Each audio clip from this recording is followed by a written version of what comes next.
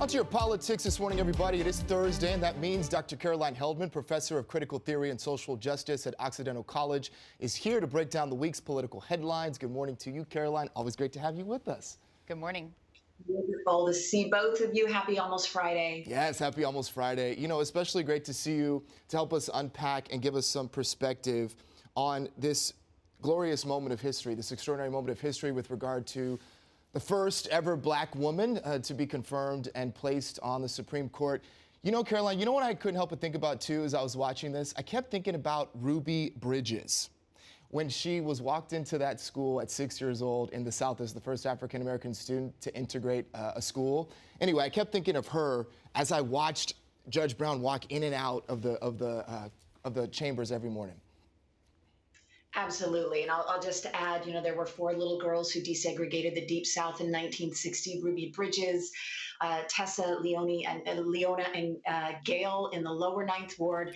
The courage that they had as they were walking up those steps with the vitriol coming at them. You know, Ketanji Brown Jackson really showed grace under pressure the last couple of days, especially yesterday when her record was being distorted. She was being painted as someone who's light on child pornography because it made a good soundbite for Republicans, and it also fed into this Pizzagate conspiracy theory. I've been spending some time online, and that's certainly how it's being talked about.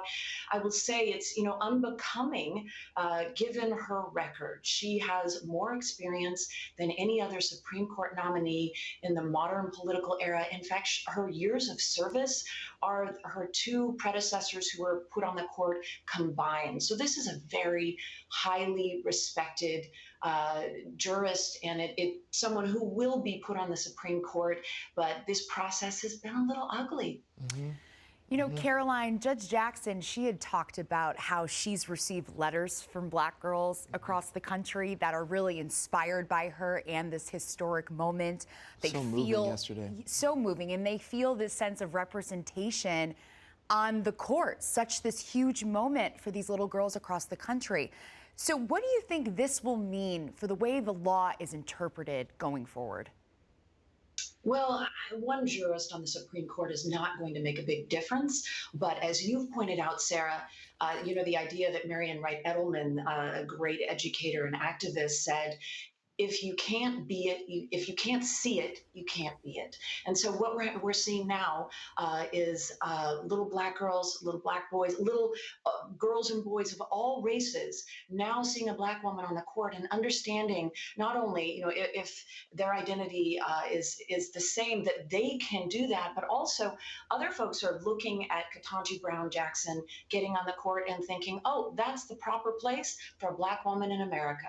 So it has profound implications in terms of representation, in terms of inspiring a new generation to see black women in positions of power as normal, and also inspire other black women who are now perhaps little girls to take a similar path. And persevere. That was the answer she gave after Senator Alex Padilla. Yeah, that was powerful. Yeah, that was really beautiful. Yeah, lovely. Okay, Caroline, before we let you go, I want to turn to Ukraine. President Biden is in Europe. He's trying to rally NATO allies as the Russian attacks continue. What do you think is going to come out of this meeting? Well, we're a month into the Russian invasion of Ukraine, and it is still a democracy. Biden is, as you noted, in Europe negotiating with the G7 and EU. What is likely to come out is a delivery of $800 billion in new weaponry that's going to Ukraine, as well as new sanctions.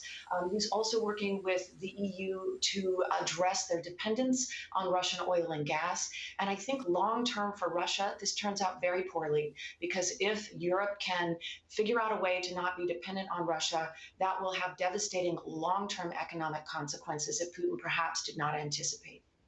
Really quickly, Caroline, we know that the U.S. has had a tumultuous relationship with NATO since the Trump administration. Do you think President Biden will be able to repair some of what was broken?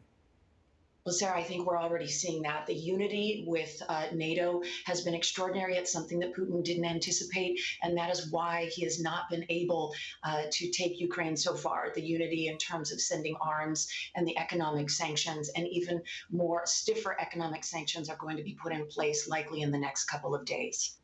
All right, Dr. Caroline Heldman, thank you so much, as always, for being with us on this Thursday morning. Actually, we do have time for one more question before we let you go. This morning, you know, the tone of the war seems to be shifting on the right. Several Republican members of Congress, including Marjorie Taylor Greene and Madison Cawthorn, are coming out against Ukraine and in support of Russia.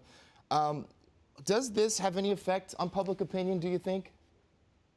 I think it does. I think Ronald Reagan would be turning over in his grave if he knew that Republicans, some Republicans on the extreme end, were running a campaign to support Russia, because that is what is happening. There's this revision of history about who Putin is, about what is happening right now in Ukraine, about the history of his previous efforts that look similar.